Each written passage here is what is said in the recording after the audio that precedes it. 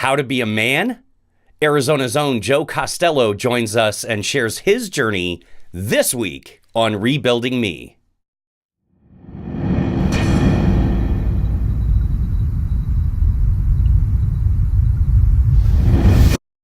Meet Joe Costello, accomplished musician from Phoenix, Arizona. He's gigging all the time as drummer and band leader of the Joe Costello Syndicate, among other credits.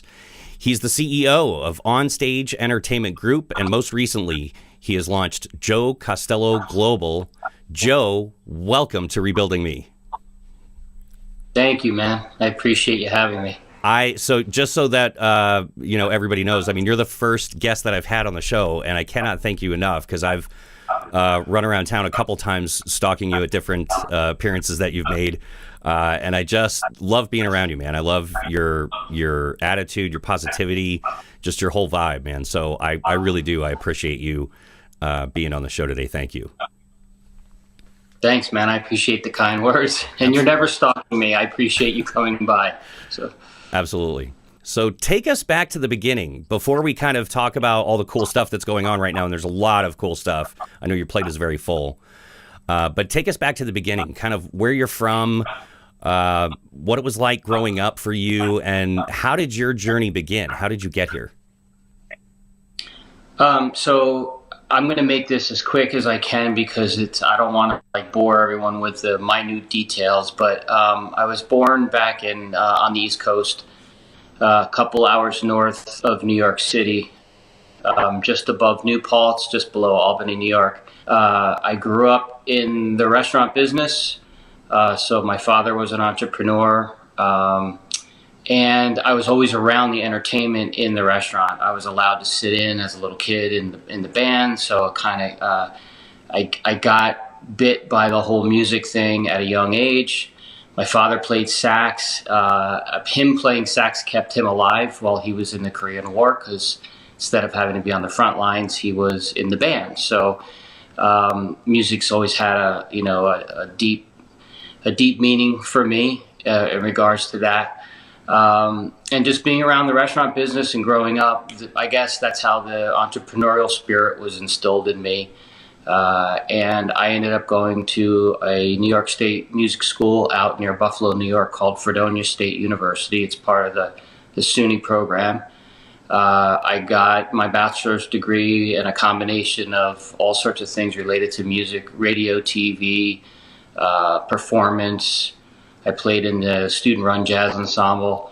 And so after that, I moved to New York. I would just take the normal jobs that starving musicians take, or entertainers. Right.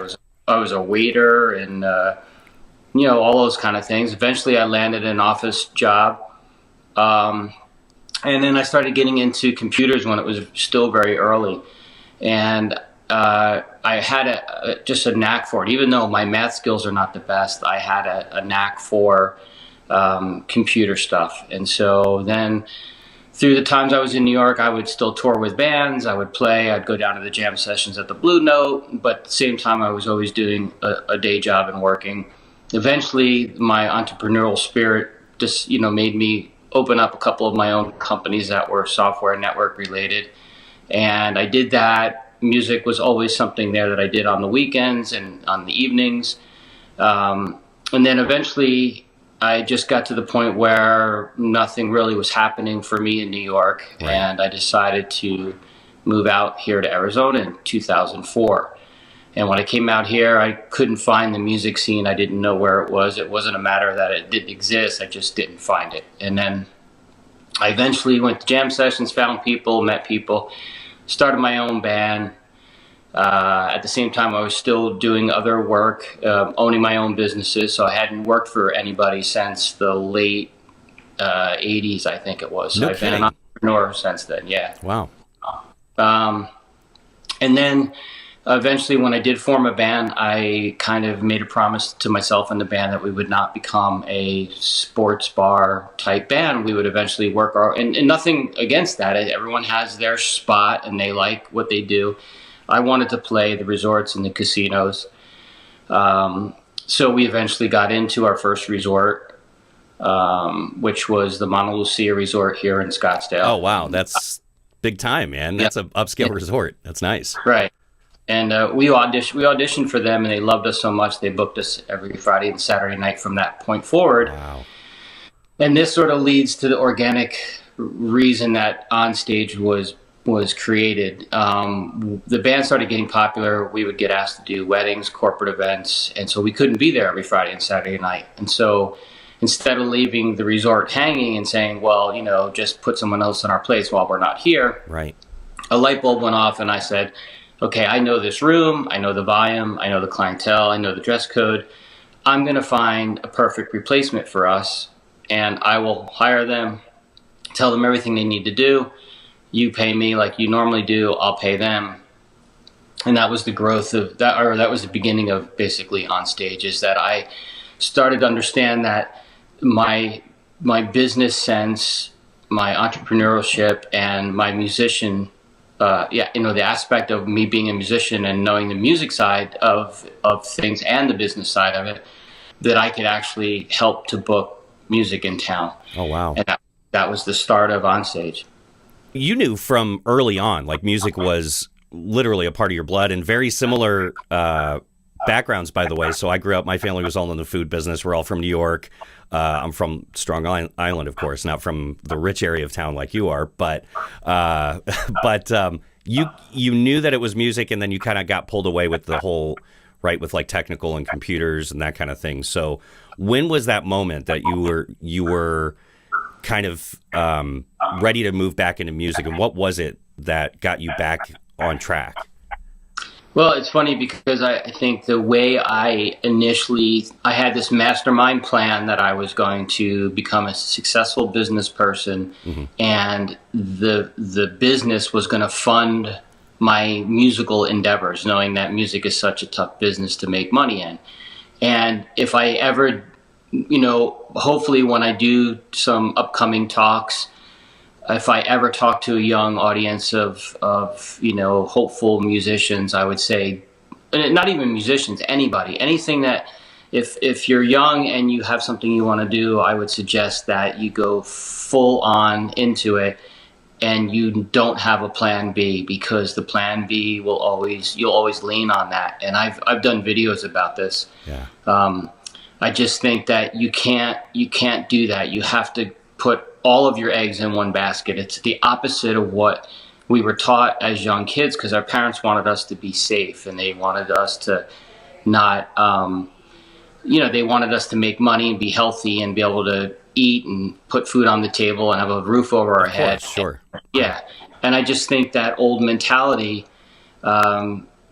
stops us from doing stuff, because we always have the safety net that we think we should have. And they're at a young age, you have so many years to get to a point. You should be able to do whatever you want in your late teens, all through your 20s, Absolutely. Probably even halfway through your 30s. I mean, to be honest, as long as you don't have too much responsibility too early. So that would be my biggest advice, is like, they want us all to grow up and be responsible at an early age. And the fact is, you should be able to do all the things you want to do all the way through your, half of the upper part of your teens, all your 20s and your early 30s. Yeah. And so, I just ultimately, it's kind of funny you and I are talking, because it's kind of gone full circle for me now, because I went from, music was my life, and every year I would set a goal saying, okay, if I'm not playing with, Santana by this date, I'm going to be bummed, or, I always had these very high aspirations. Was that the goal, by the way? I mean, was the goal you wanted to be like professional drummer on tour with all the big names, and that's what you were going to do? Yeah. So I would look at people like Steve Gadd and go, wow, that's, he gets to play with James Taylor and Eric Clapton, and he's in the studio on everyone's, CDs or albums in those days, whatever. Then when I got, the whole entrepreneur thing with the business, I was like, wow, I'm good at running a business, and so I can make money at doing this. So let me focus a lot of attention on this. And then if it goes really well, then eventually I could sell the company, or it's making so much money for me that I can just have it run. And then I can go do all the music stuff that I want. I can buy my own bus and go on tour, or whatever the case. And then when I came out here in 2004, I was running, an older business that I had already done in New York, and then I had started a newer business, which it's not even important what it was, because it was just a thing I wanted to try. And that's how entrepreneurs are. We do things and don't always think them through. Throw some spaghetti at the wall, and whatever sticks, then that's what you do. Absolutely. Why not? Exactly. But I think for me now, with the growth of Onstage and the fact that we have so many resorts in town that we handle their nightly, weekly, monthly entertainment for, and all their special events, and then we're working with these companies in town called destination management companies. Mm-hmm. And what those companies, and we call them DMCs for short, and what those companies do is they are brought in to be these logistic sort of companies to handle very large, conventions or company meetings that happen, because the staff at a resort is too small. The corporate staff or the catering staff or event staff at a resort is too small to handle all the logistics for, like, let's say Google comes to town. Sure. And Google has this event, and there's 1,500 people showing up at this event. So a DMC that gets hired for that event will make sure all the people get picked up at the airport with limo buses. The DMC will book all 1,500 rooms within a 3-mile radius of the main resort where the actual meeting's happening. They'll book the golf outings and the dinner reservations and the entertainment. That's where I come in. And so when I first started Onstage, it was all just music related stuff. So it'd be an instrumental guitarist to a jazz trio to a corporate party dance band to some DJs. Now it's grown to be that we book everything from an instrumental guitarist for some sort of welcoming event to synchronized swimmers out at the pool for a cocktail hour, to I have magicians and mentalists that will do a big show and bring people up on stage or hypnotize them, all the way up to I'm in the middle of helping a client book 38 Special for their corporate event. Wow. So I've got asked for, in A, B, C-list entertainers, sure. Sheryl Crow and Shawn Mendes and 38 Special and Marshall Tucker Band, and all the way down through, Brazilian dancers and cigar rollers and stilt walkers. And so Onstage has exploded in that sense. So I've had to learn a lot. And because of this, I've had to put the performance schedule basically on the back burner. And I've really cut down. And I'm only really doing Friday nights at the Mauna Lucia when I can. And I'm not doing every one. And then I do special concerts and other events when I have time. So. Excellent. So you've kind of moved, not kind of, I mean, you're still in music, but you've moved out of the performance phase. Now you're really running the company and helping book. And then up pops the idea for Joe Costello Global, which right. looks amazing, by the way. So going through the website, and we'll show a piece of it here, but super highly inspirational. And I'm riveted when I logged into your website. And I went down to your vlogs, man. I can't get enough. Like, I can't stop watching your vlogs. They're just so engaging, and you just get to the point, and you're driving home, points of really of pieces that we kind of all need to focus on. Whether it's daily or weekly, just hitting goals and that kind of thing. It's just super motivational. So walk us through that. How did Joe Costello Global come to be, and what is it about? It's funny. It's because, so here's what it is. It was like in high school and college, it was all music. Right. And then when out of college, it was balancing music and business. And then the business aspect of me started taking over, and then I did music a little bit on the side. Then coming to Arizona, it was really all business until I found some music. Then I was adding the music back in, and then in 2011, it was music full time. That was what you asked me earlier. When did I turn that switch? So right. In 2011, I had gotten out of my company. It's when the market had that really bad, and the latest business that I was in was directly related to building and housing and things like that. Oh, wow. Yeah. And so in 2011, I said, I'm not going to wake up and do anything but music every day from this point forward. So January 1st, 2011 is when I said, if it doesn't involve music, I'm not doing it. Wow. And that was sort of the continual growth of on stage, and I was teaching, you know, I was teaching drum lessons, and I was performing, and I was booking. So it was all very much music related.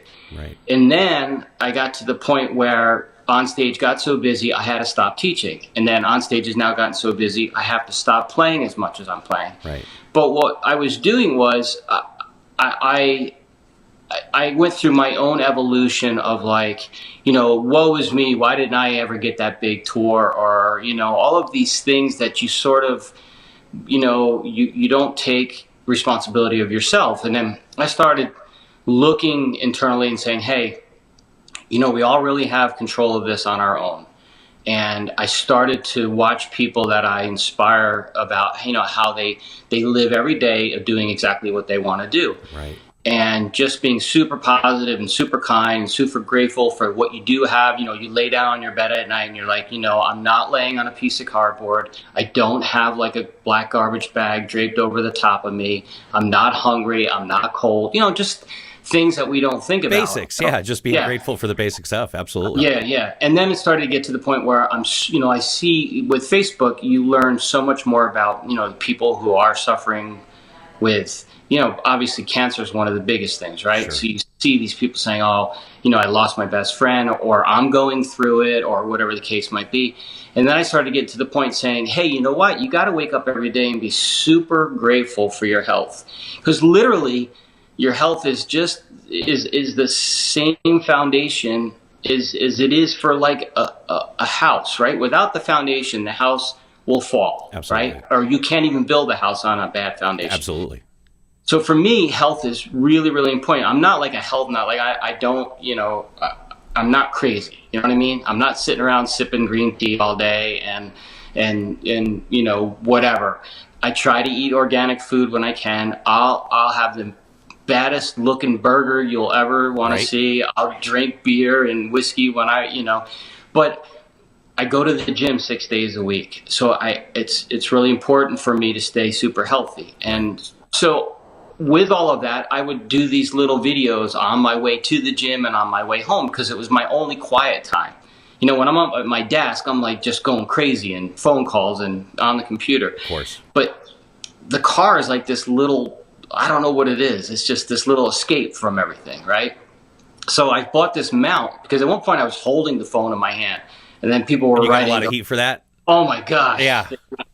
So I bought this mount, and so I put the phone in the mount, thinking, okay, all those people that were, you know, yelling at me, they didn't want me to die on the phone in the car. And I was like, listen, when you're in the car and you're having a conversation with somebody, you're talking, and you don't have to look over at the person sitting next to you, but you're having a conversation, right? Right. So I figured I could get away with it and mount the phone and talk on my way, and people still are like, no, you're still being distracted because you're. I said, fine. So now what I did is when I got to the gym, I'd sit in the parking lot and film something, or when I pulled back into my garage, I would film something. Cool. So those videos are really kind of low quality, but my most popular video was about musicians not performing for free. I remember that. Yeah, I remember seeing that. That was a big topic. Video, yeah, it exploded. So, I mean, in the sense of where I'm at, it exploded. You know, it got, like, the first 3 days, I got 2,500 views or something. And then I put it to LinkedIn, and it's over, like, 6,000 views now. Right. And I haven't even looked at where it is, you know, because I do stuff and move on. I'm not so concerned. But it was super cool. So I said, okay, it's really about the content. It's really about the message. And people kept writing and saying, hey, when's your next video? Or what are you going to do? And blah, blah, blah. Right. And the problem was I had them spread all over the place. Some things were music related. Some things were life related. Some things were health related. Some things were business related. So I finally said, okay, everybody's being so kind and encouraging me to do this. I'm going to create this thing called Joe Costello Global. And I am just going to use it to to me, human beings, we don't have a user manual, right? I mean, if parents could have a user manual to raise kids, imagine how cool that would be, but we're not all like, and it's just, so what I wanted to do was share all the things that I've learned they're going to help some, they're not going to help others. We're not all alike. We're not all the situations aren't exactly the same. Right.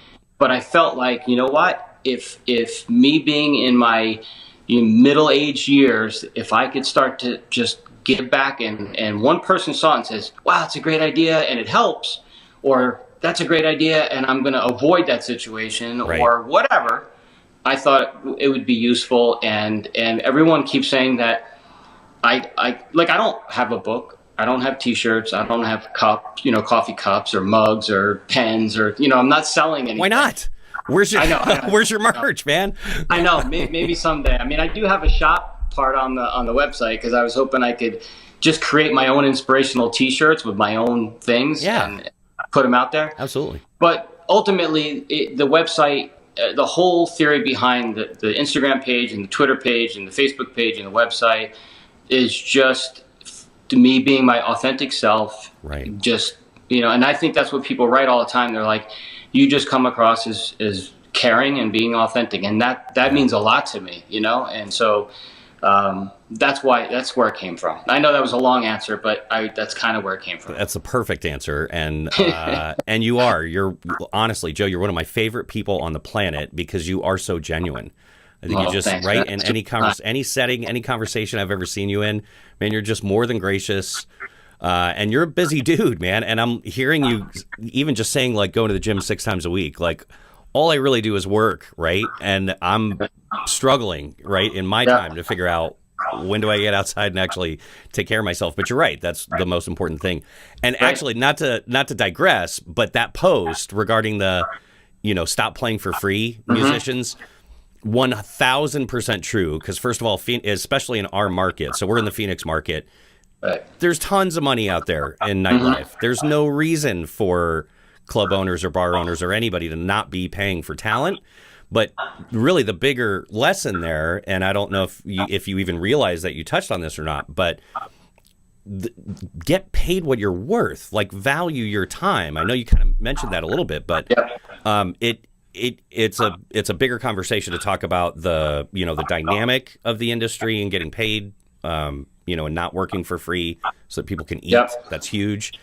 But really just personally, just placing value on yourself, right? Because that's really, at the end of the day, that's what we all want. We just want to be valued. We want somebody else to look at us and say, hey, I value you, right, as a human being.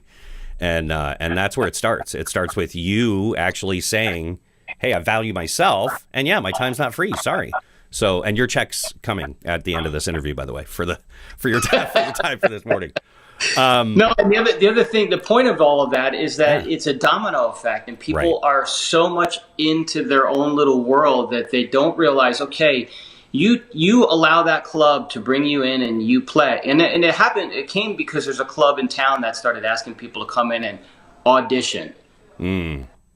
And audition on on a night, like on an actual club night? Yeah. Not just come in and play a couple of songs. I come in and play 2 or 3 hours, and if you get a good response from the crowd and the owners like you, we'll have you back. And it wasn't just on a slow Monday or Tuesday night. It was on like every night of the week. And I was like, okay, but getting back to the point is that when the world is a lot smaller than we think. So what you do directly affects everything around you and other people.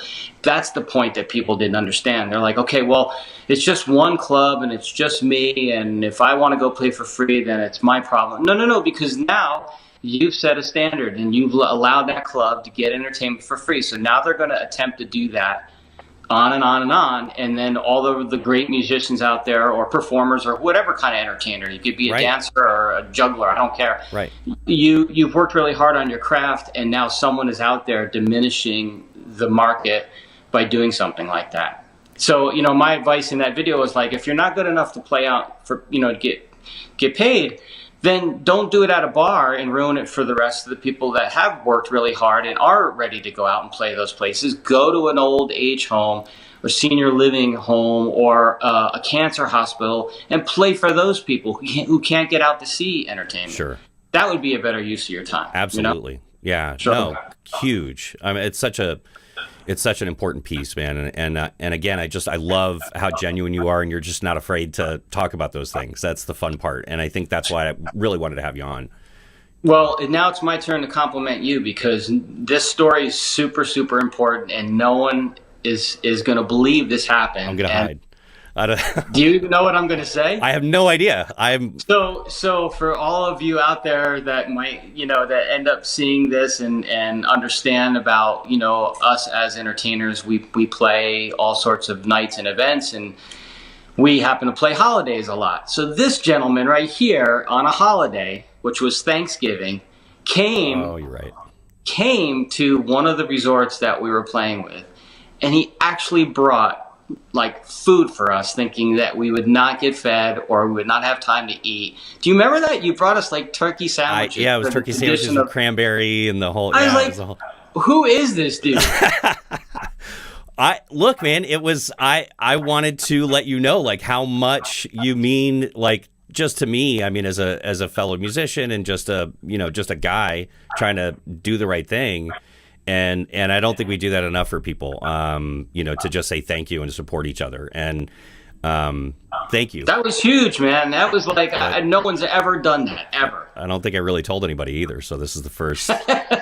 This is the first anyone's hearing of it, probably. There you go. I tried to keep that stuff on the down low. Just let everybody know that you don't bring food to everybody at all their gigs. I try. You can. You're allowed. Like, you're allowed. Feel free to bring. Right. What is it? Jersey Mike's cheesesteaks. Very good. Yeah, there you go. That's a thought. And I think there's something you touched on in the whole conversation about just valuing ourselves and what is our time worth and all that, right? Because maybe I'm not good enough, or maybe I need to work on it a little bit more, and those kinds of things. I have to assume we've both probably gone through those moments, right? Of just thinking, what am I doing? Right? Launching new projects, and there's all those fearful thoughts, right, that we tell ourselves about, oh, well, you can't because you're not, well, for me, it's, you're not skinny enough, and you're too Italian or whatever. I don't know what it is. But, you don't have the skills, you never really honed your craft and worked on it, which is fair. Those are all things to think through, but those are the things that I know in my life have just absolutely kept me from doing anything, right? Just from moving forward at all. So have there been those times for you with all of these ventures, man? Have there been those moments where maybe your thoughts and your feelings got the better of you and kind of held you captive a little bit?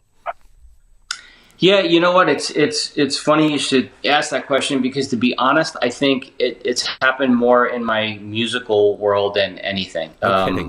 It's just to me, I'm sure it's different for every musician in the world, but you're exposing yourself to your fellow musicians. You're exposing yourself to people who compete with you, or at least that's their term. And I don't, everyone plays differently. Where it's I don't know. It's funny because our anatomies are different. So me next to three other drummers, we're all built differently. We're all going to hit differently.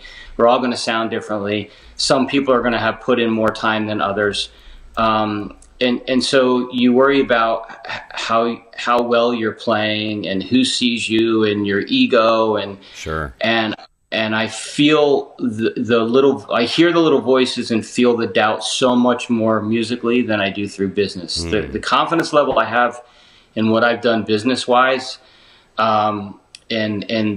it's nice that music is like something that is a universal language, and it makes people feel good for the most part. And I like being able to give that way. I feel I can do a lot more with the Joe Costello global aspect of my life at this point. Sure. So yeah, we're always going to have those little voices, and you got to learn to shut them down, and you got to learn to understand that, we all put our pants on the same way, right? One leg at a time, or whatever. Those little things you have to start, in order to reduce those things in your brain, you have to do other things to balance it out, or push those things down or away. Conditioning, right? So, oh yeah, it's totally, you have to understand, in order to get to the gym, you just have to say, listen, again, if I cannot walk, or if I can't lift stuff, or my back is always hurting, or I have to take all these medications because of high blood pressure or diabetes, or all these things that, with a really, great exercise routine, I don't take any medications, and I'm old as dirt, and I should be taking it, and I don't. So I attribute that to constantly, always doing my best to stay healthy. And so it's the same thing with other things. You just have to have the confidence. The coolest thing is you have to have the confidence to start, and you just have to tell yourself, just do it. Like people, I didn't know these videos would do anything for anybody, and anybody would even care what I have to say. Right. And it's turned out that's not the case. So it's interesting, Joe, to hear you say that, because I think following you and being at some of your shows and seeing the shows that you're posting and the people that you're with, like, just so everybody knows, Joe Costello doesn't mess around. If you're a part of the Joe Costello syndicate, you are one of the top musicians in town, like, no doubt. The folks that you've played with, man, are so talented. And so it blows me away to hear you say that's like the music piece is the one that you struggle with a little bit more. Right. Because you are ridiculously talented, like, and you're playing everywhere all the time. So it's interesting to hear, right? Just perceptions from, like, outside looking in. We don't always know, right? We don't always know what everybody's struggling with. So when you're going through those moments and pushing through, is there like one central theme or one thing that you kind of keep telling yourself when we talk about conditioning and those things, just like going to the gym? You got to make that conscious decision, right? Just get up and go every day. Is there just in life, when you hit those kind of times where the doubt starts creeping in, or, those you fear, those kinds of things, is there one thing or maybe a couple things that you personally work on yourself to get through those times? What does that look like? Yeah, so I'm going to say this, and I'm going to be as guilty as can be when it comes to, and this is me, again, being honest and authentic, is that I think I was lucky to play with the people that I play with. Part of it is the fact that, if I run the band or I book the gig, I get to choose the people. Now, not necessarily if I did that, would my phone ring off the hook? I don't think so. I think there's just as... there's talented people in this town that are just as good or better than me. So, but I positioned myself to do that because I wanted to play with really good players. So, the bands were my bands. I got the gigs, it was just the way I approached it. And I even did a video about that. I was like, don't sit around and wait for the phone to ring and complain. Create your own. You got to create your own successes, right? Right. This is part of it. You can't wait for everyone. Everyone's doing their own thing. It's not that they don't care about you. They don't want, because that's not the case. I'm busy. And do I care about, you and the success of this show and your endeavors? Yeah, I do. Do I have the time to help you? A little bit, but I'm doing my thing, right? You're doing your thing. Right. So everybody has to create their own successes, and put yourself in those positions to be successful. Did I do the work that let's say Keith Carlock, who's the drummer that toured with Steely Dan in these past few years, and he plays with all of these amazing players. People told stories about him in college where if he wasn't doing the normal book work that he had to do to be part of, he would be in the practice room like hours and hours. Have I done that? I haven't. So that's where I think, though, that creeps in for me with the doubt, because I know I haven't necessarily put in the work that I should if I want to be that guy. Right. And now I realize that what I do, being an entrepreneur with Joe Costello Global and on stage and putting so many musicians to work through the booking agency and helping people with just guiding them through these videos, that means a lot more to me now in this stage of my life. Right. If John Mayer called me tomorrow and said, hey, you want to go on tour? I'd be like, you'd probably hear the tires screeching out of the driveway. Yeah, you wouldn't have to think about that one very long. Yeah, you know what I mean? But but I'm not Steve Jordan. I'm not, I'm not those people. They have special talents, and either that or they worked so hard to make up for the lack of certain things, where I can look myself in the mirror and go, no, you didn't practice 8 hours a day. You just didn't. Right. It's like, so that's kind of where I'm at with all of that now. I kind of get to the point where I like the spot I'm in, and I really like helping people. It's come full circle for me, and that's what I like more than anything. Yeah, it's nice to make some money here and there, but if I get these replies like, wow, that helped me so much to get through, this time and that time. And you asked me, and I got off again. I get off on these little things, but we all do it. I think meditation's super important, and I'm so guilty that I'm not doing it. I take baby steps towards doing it. I download an app and I get ready to do it. But that's one of the things that I'm going to start doing, because I know when I was doing it for a good 2 or 3 months, I had a very clear mind, and my successes came easier, and I knew the answers to issues or problems, or I was better at forward thinking, and so I know that's kind of one of those foo-foo things.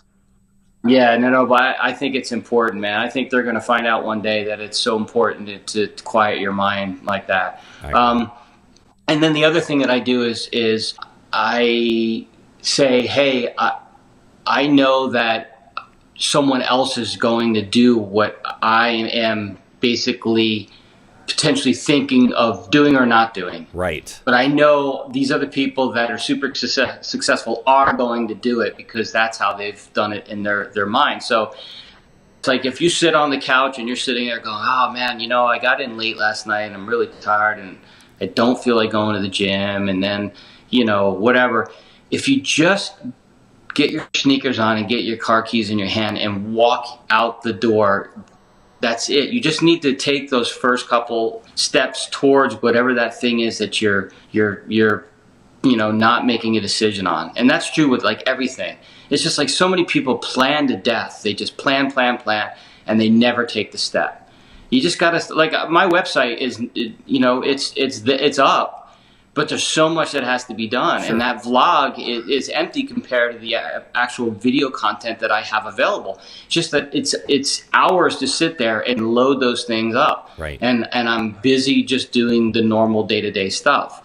But, I could have sat here all day and said, no, I'm not going to post it. I'm not going to make it live until it has all the video content in the vlog. And my next door neighbor's like, dude, these videos are great. Get them up there and just progressively put stuff up, but don't start.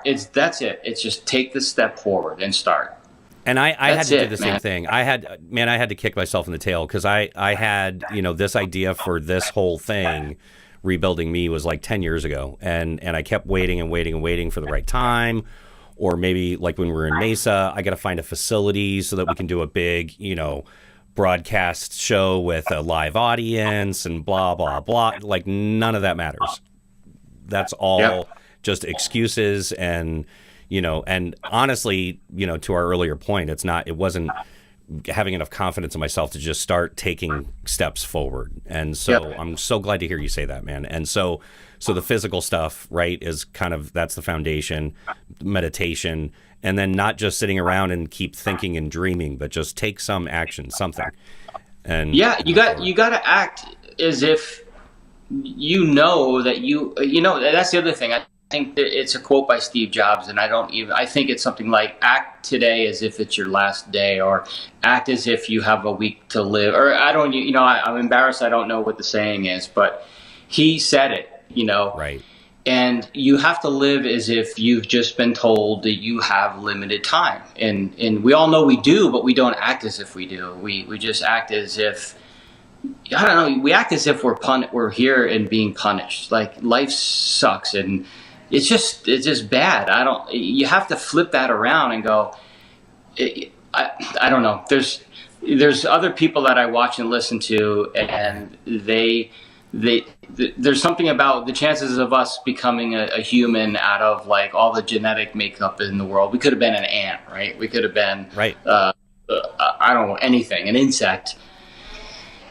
whatever. Just, so you have to think, wow, I have this opportunity to just do all of this cool stuff, and there's nobody stopping me. There's literally not, but we act as if there is. There's no reason for anything to not happen if you want to do it. There's a way to figure it out. Self-limiting beliefs and getting through it. So that really is the punchline, it sounds like, is just moving forward. And it's so good to hear you say, look, yeah, I meditate. And look, I'm with you. None of us do it perfect.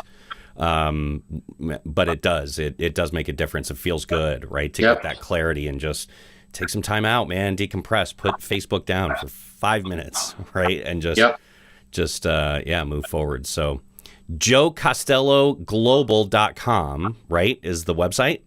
Correct. Outstanding. And so we can sign up for, if I'm right, we can sign up for a mailing list there. And so that like extra goodies and things. Is there something? Yeah. Right? So we're gonna have exclusive content that's not going to be open to the general public. It'll be in the vlog, but it'll be related to the email address that was given.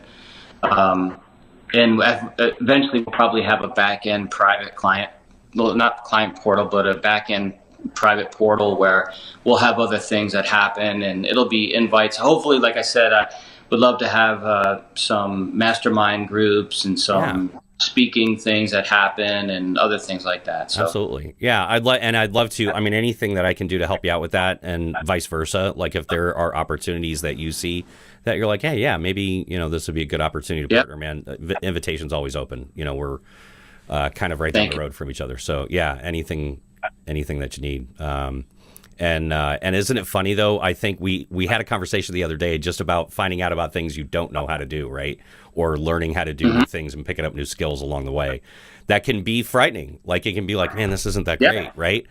Some of the stuff that I'm putting together for my site and the show, it's like sometimes I go, this kind of sucks. Like I need to, right? Like, but you just keep doing it, right? You just keep moving forward. And then I think the other thing too, I'm now learning, and the reason I reached out to you is that nobody was like knocking on the door saying, hey, Sal, I want to be a guest on your show. Let me come so you can interview me. I need to take those steps, right?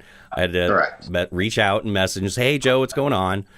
Right? As scary as that might be, because it could be a no at the other end. That's always possible. But thank you again. Just your generosity, man. You're just such a great dude. I love being around you. But man, you've got so much going on. And where else can people find you? So besides the website, like Facebook, you have a couple of Facebook pages, right? Yeah, I mean, I have all my normal ones that the drummer Joe Costello and on stage entertainment, but really the focus moving forward as on stage is really running itself now with the 2 employees that I have. Is to focus on, this whole Joe Costello Global site. And absolutely. we have the Twitter page and the Instagram, and I think they're all just like JC Global, something like that. Gotcha. Well, I thank you again, Joe. I know you're busy, so you got to get going and get on with your day. But again, thank you for taking the time out. I'm honored that you would take the time to talk to me. And again, just best of luck to you in the new endeavor. Go check it out. JoeCostelloGlobal.com. Joe, thanks again. Thank you, man. I appreciate it. I'm honored you asked me. Hey, my friend, thank you so much for spending the time with me and joining me on this journey. I'm excited to hear about your journey as well, so feel free to comment below. And if you like the content that I brought you this week, if you want to keep it going, share it, like it, subscribe it. And of course, come back next week for more of Rebuilding Me.